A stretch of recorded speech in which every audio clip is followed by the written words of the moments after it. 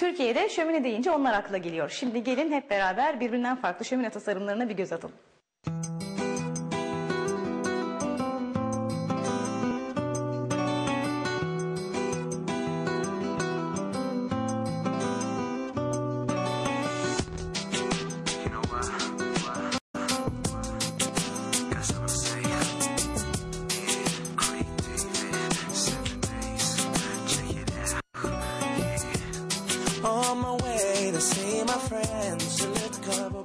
Hasan Bey, Türkiye'de şömine deyince akla gelen ilk isim sizin firmanız.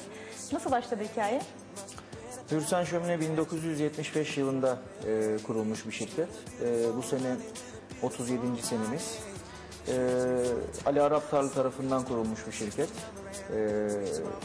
Türkiye'de şömine denen şeyi sanayi şekline getiren ilk firmadır Hürsan Şömine.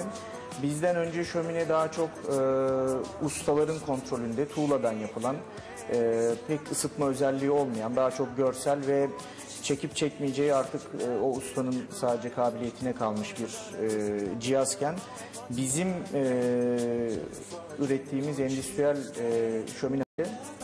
şömine Türkiye'de de gerçekten ısıtan, fonksiyonel ve tütme vesaire gibi problemler çıkartmayan bir cihaz haline dönüştü.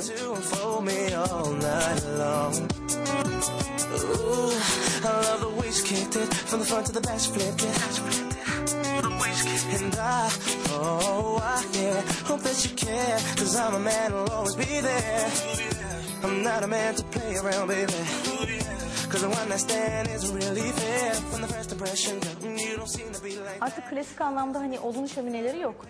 Bunlar gördüğümüz gibi mesela. Bunlar nasıl çalışıyor? Şimdi odunlu şömineler gene var aslında. Onun dışında bunlar odunlu şöminelere alternatif olarak bacasız evlerde, mesela baca problemi olan evlerde kullanılmak üzere yepyeni bir alternatif. Bunlar biyoetanol denen bir yakıtla çalışan, sıvı bir yakıtla çalışan, baca gerektirmeyen, dumansız, kokusuz, işsiz bir şekilde ciddi anlamda bir odunlu şöminenin görselini alabileceğiniz, hem de odunlu bir şömine kadar değil ama gene de ciddiye alınabilecek bir ısı kapasitesi olan ürünler. Bu biyoetanollü şömineleri ister gerçek bir şömine görüntüsünde, gerçek bir şömine haznesinin tabanına brülörünü yerleştirerek klasik bir şömine gibi de üretebiliyoruz. Veya burada görmüş olduğunuz gibi işte pipo, Eyfel Kulesi veya çok daha çeşitli tarzlarda modellerle üretebiliyoruz. Hem mekanlar için hem evler, ofisler, plaza katları, bacası olmayan her yer için oldukça iyi bir seçenek. Tabii güvenli ve sağlıklı aynı zamanda. Şöyle bir şey var, biyoetanol tamamen doğal bitki özlerinden elde edilen bir sıvı. Dolayısıyla solunuma, sağlığa hiçbir zararı bulunmuyor. Tüm Avrupa Birliği ülkelerinde kullanılıyor. Şeker kamışı kökünden falan elde edilen bir sıvı. Dolayısıyla son derece ne kadar peki masraflı? Masrafı ne kadar? Şöyle, biyoetanolün litresi 6-8 lira arasında değişiyor ve 1 litresinin yanış süresi aşağı yukarı 1,5-2 saat arasında. Çünkü bu ürünleri, brülörleri kısıp açabiliyorsunuz. En yüksekte yakarsanız işte 1,5 saat civarında, kısıkta yakarsanız 2 saat civarında 1 litresi gidebiliyor. Brülörler de ölçüsüne göre 3 litre ile 6 litre arasında yakıt alabiliyor içine. Dolayısıyla 4,5-5 saatlerden daha uzun saatlere kadar tek doldurmada yanış sağlayabiliyorsunuz.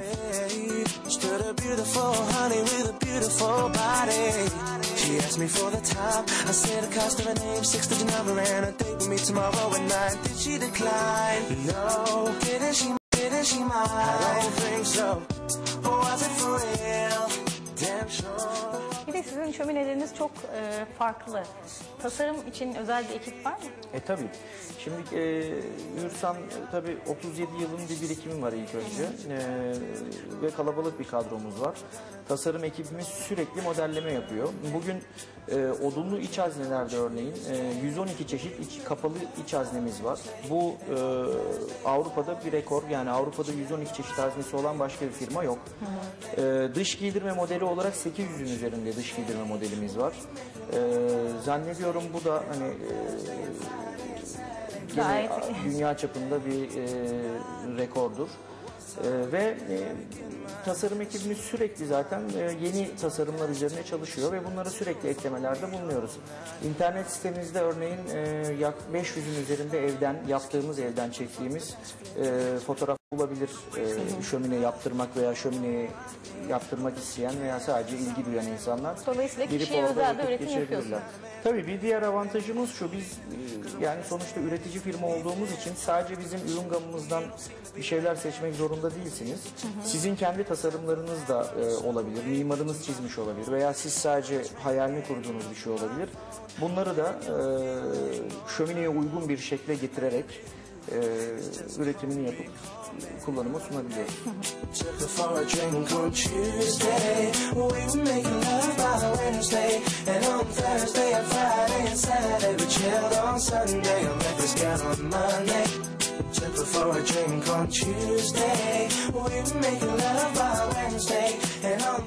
Peki daha çok klasik modeller mi yoksa modern modeller mi tercih ediliyor? Klasik modeller hiçbir zaman geçmiyor tabii. Onların her zaman meraklısı var ama artık son özellikle de şöminede modern zamanı. Peki fiyatlar nedir? Fiyat aralığınız nedir? Fiyatlar şöyle tabii, demin model çeşitliliğinden bahsettim. Çok fazla ürün çeşidimiz var. Dolayısıyla aşağı yukarı her bütçeye hitap edebiliyoruz bu sayede. Aşağı yukarı 3000 TL'ler civarından başlıyor fiyatlarımız ve bu ucu açık bir şeydir. Sonuçta dış giydirmede sizin hayal ettiğiniz şeye göre fiyat seviyeleri yükselir. Ama şundan bahsedeceksek en fazla rağbet edilen fiyat aralığı nedir? 3000-7000 TL fiyat aralığı bizim en çok ürünlerimizi sattığımız fiyat aralığı.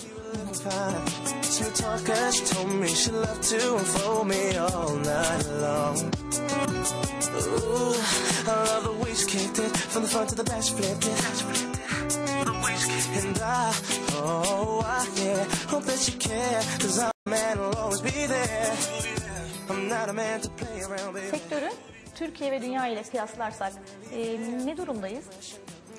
Şimdi şöyle, yani dünya ile kıyasladığımız vakit tabii şömine ciddi bir sektör diyemeyiz Türkiye'de.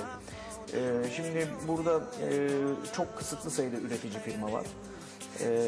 Bu sektörde dünyada en büyük üretimi yapan ülke Fransa. Zaten oradan doğan bir ürün şömine.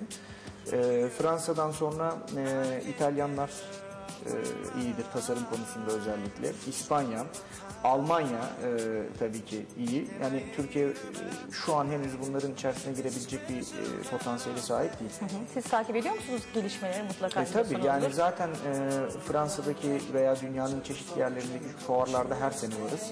Onun dışında sürekli dirsek temasında olduğumuz Fransız firmalar özellikle var. Çünkü oraya mal da satıyoruz bir yandan. Yani dünyada bugün 9 farklı ülkeye ürün satıyoruz. Bunlardan bir tanesi de Fransa. Yani bunun ana memleketine Türkiye'den ürün yolluyoruz. Bu çok güzelmiş gerçekten.